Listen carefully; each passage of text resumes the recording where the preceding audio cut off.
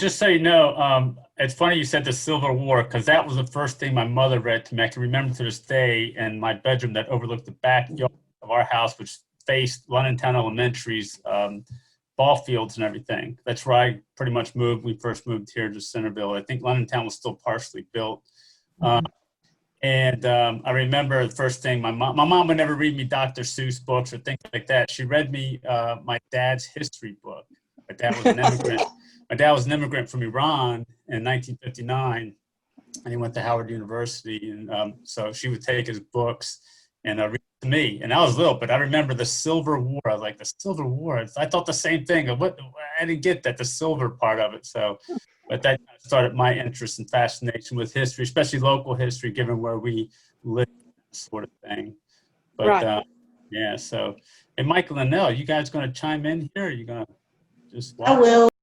Topic too, it was mentioned about moving houses. I'm not sure if I caught that. Wasn't that sort of not a fad, but wasn't that certain time period? I know in Clifton, a number of the houses in town got shifted around for whatever reason. I don't know if that was just a thing to do. And also, did Mildred DeBell's house get moved across 29? And wasn't that the house that's set up in a cornfield where the silo is? Anybody know anything about that? Was that just something that people did back then, or was it? I don't know. It just seems maybe I missed something here. Well, the Mildred DeBell's house was moved of development. I mean, that's why most houses were moved. The roads were changed.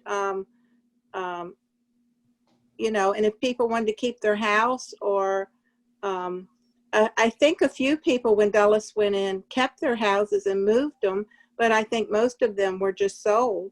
But houses sometimes were moved because the roads were moved and things like that. So it widened, and it's really a trend. I think it was just what they used to try to do to save the houses back then.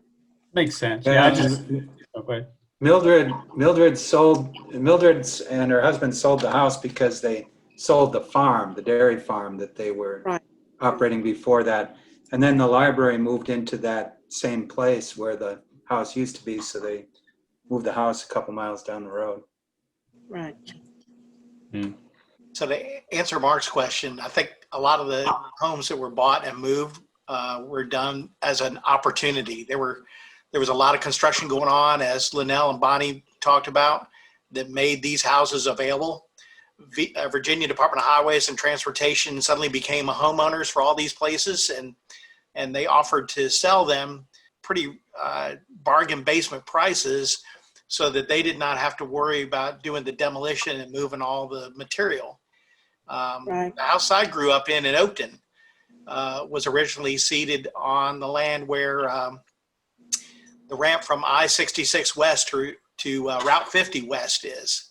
And my grandparents have property on Waples Mill Road. My dad bought property from them, and we moved the house, I guess that was in 1960, off of where that ramp was going to be built down Waples Mill Road, and put it on the place where my dad bought property. Right. 8th grade, I was in that situation. Mike, he got to continue to go to Robinson, and a lot of us going into 9th grade were hoping we would too, but we didn't. He was already in 9th grade, so they kept on going to finish out their 4 years there. A lot of us got shipped over to Chantilly. I remember when I was at Robinson, 8th grade, the English teacher was asking us, you know, where we were living, where we were from, whatever. And I said Centreville, and everyone I would talk to, whether it was at school or somewhere else, Centreville was the sticks. It was considered, yes. I make jokes. I'm a high school teacher now. And I oftentimes in my class, if I make a mistake or I don't pronounce something right, I make the joke that, hey, I'm from Centreville. I got an excuse, you know. So it's sort of, an ongoing joke. I mean, it's not, no disrespect, of course. I love Centreville. Like Linnell said, I had opportunities to travel to Europe for a couple of months at a time, you know, through my parents, my dad. And I just stay home, be with my friends. Mike being one of my dear friends, you know, I grew up with. There's 3 of us. You know, Linnell was a dear friend too. You know, it's just, you know, it was just, didn't want to leave it. You know, I just wanted to spend all the time I can there. So yeah, I do make that joke a lot. So anyway. Well, Mark, I don't know if you recall, but when we were at Chantilly and we would say something about being in, you know, coming from Centreville, and they're like, where is that? Oh my gosh, that's so bad. And I was like, really? Chantilly was farmland. Mhm. It was nothing but farms. And I was like, come on, people. And it's funny you And say that.